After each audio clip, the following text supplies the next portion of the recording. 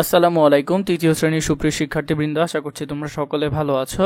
এখন শুরু করব তোমাদের তৃতীয় শ্রেণীর গণিত বইয়ের 18 নম্বর পৃষ্ঠা থেকে। গত ক্লাসে আমরা 18 পৃষ্ঠার এতটুক পর্যন্ত দেখেছি। এখন আমরা এখান থেকে শুরু করব।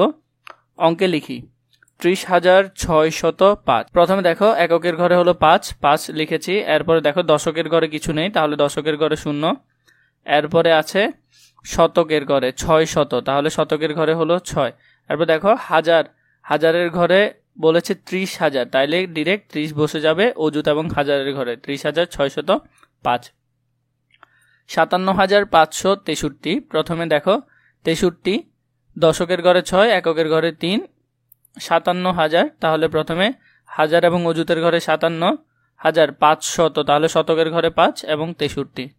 87,000, ডিরেক্ট 87,007, তাহলে 87,000 লিখলাম এবং শত এবং দশকের ঘরে কিছু নেই, তাই 0 আর 7 লিখলাম।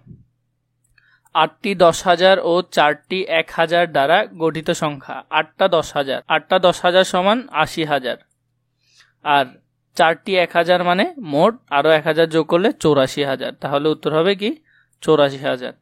8টি 10,000, 9টি 1,000 ও 9টি 1 দ্বারা গঠিত সংখ্যা হবে কি 89,009। 9টি 1,000, 9টি 100, 10টি 1 দ্বারা গঠিত সংখ্যা কি হবে? সংখ্যাটি হবে 9,999। খালিঘর পূরণ করি। সংখ্যাটি 7,104.5 একক। তাহলে আমরা সংখ্যাটি যদি দেখি, এককের ঘরে আছে 5, তাহলে এককের ঘরে যদি 5 লিখি।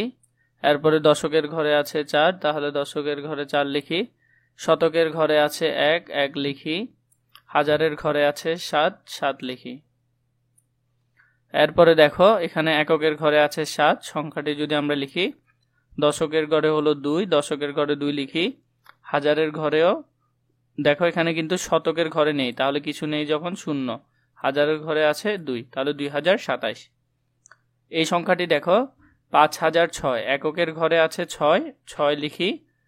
দশকের ঘরে কিছু নেই 0, শতকের ঘরে কিছু নেই 0, হাজারের ঘরে হলো 5, তাহলে হলো 5,006।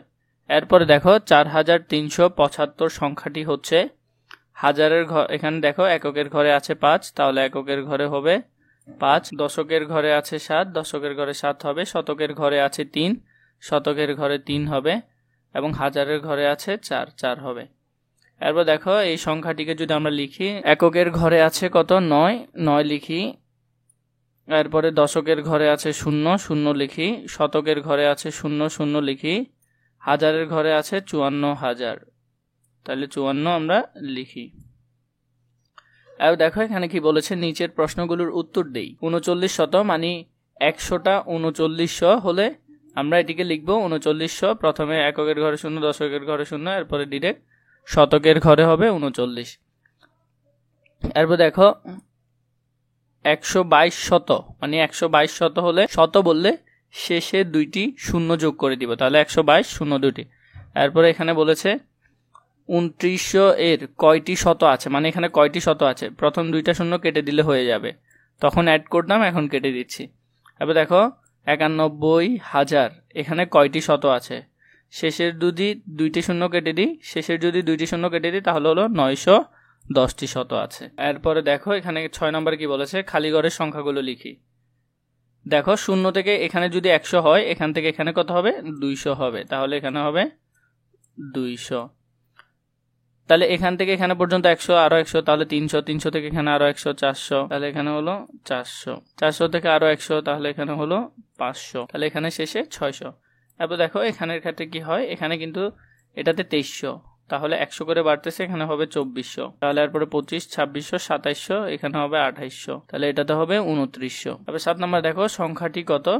একটি সংখ্যা 12,999 থেকে 1 বেশি, তাহলে এটার সাথে যদি আমরা 1 যোগ করে দিই, তাহলে সংখ্যাটি কত হয়ে যাবে, বরাবর 13,000 হয়ে যাবে। তাহলে দেখো এখানে যদি আমরা যোগ করি, তাহলে এখানে কত হয়ে যাবে 13,000। একটি সংখ্যা 30,000 থেকে 1 কম, তাহলে এখান থেকে 1 কমলে সবগুলো কি হয়ে যাবে, বিয়োগ করলে কত হয়ে যাবে 9 হয়ে যাবে। এরপর দেখো একটি সংখ্যা 10,000 থেকে 10 কম, 10,000 থেকে 10 কম হলে সেটি 9,990। একটি সংখ্যা 49,900 90 থেকে 10 বেশি, তাহলে এটি হলে 10 যোগ করতে হবে, মোট হবে 50,000। এবার 8 নাম্বার দেখো, খালি ঘরে আমরা চিহ্ন বা প্রতীকগুলো বসিয়ে বড় থেকে ছোট তুলনা করি। সবসময় মনে রাখবে এই ঘরটি যার দিকে মুখ করে থাকবে সে বড় এবং যার দিকে উল্টো হয়ে থাকবে সে ছোট। তাহলে এখানে দেখো প্রথমে আমরা যদি খেয়াল করি শতকের ঘরে এখানে 9, এখানে 9, এখানে 7, এখানে 5, তাহলে এই সংখ্যাটি বড়, তাহলে এখানে হবে এই ধরনের, এটির দিকে মুখ করে থাকবে কারণ এটি বড়। এখানে হলো যে প্রথমে এখানে হাজারের ঘরে 8, এখানেও হাজারের ঘরে 8, এখানে শতকের ঘরে 4, এখানে শতকের ঘরে 5, তাহলে এই সংখ্যাটি বড়, তাহলে এটি এটার দিকে মুখ করে থাকবে। 3 নম্বরে খেয়াল করো, এখানে অযুতের ঘরে 1, এখানে অযুতের ঘরে 1, এখানে হাজারের ঘরে 7, এখানে হাজারের ঘরে 7, এখানে শতকের ঘরে 7, এখানে শতকের ঘরে 8, তাহলে এটিতে বেশি, তাহলে এটির দিকে মুখ করে থাকবে। এরপরে দেখো এখানে এই সংখ্যাটি প্রথমে অযুতের ঘরে 3, এখানে অযুতের ঘরে 3, এখানে হাজারের ঘরে 7, এখানে হাজারের ঘরে 8, তাহলে এই সংখ্যাটি বড়, এটির দিকে মুখ করে থাকবে। এখানে দেখো প্রথমে দেখো এখানে অযুতের ঘরে 1, এখানে অযুতের ঘরে 1, এখানে অযুতের ঘরে 1, এরপরে এখানে হাজারের ঘরে 7, এখানে হাজারের ঘরে 8, তাহলে এটি বড়, এটি এটির দিকে মুখ করে থাকবে। এখানে হাজারের ঘরে 8, এখানে হাজারের ঘরে 9, তাহলে এটি এটি থেকে আরো বড়, তাহলে এটির দিকে মুখ করে থাকবে।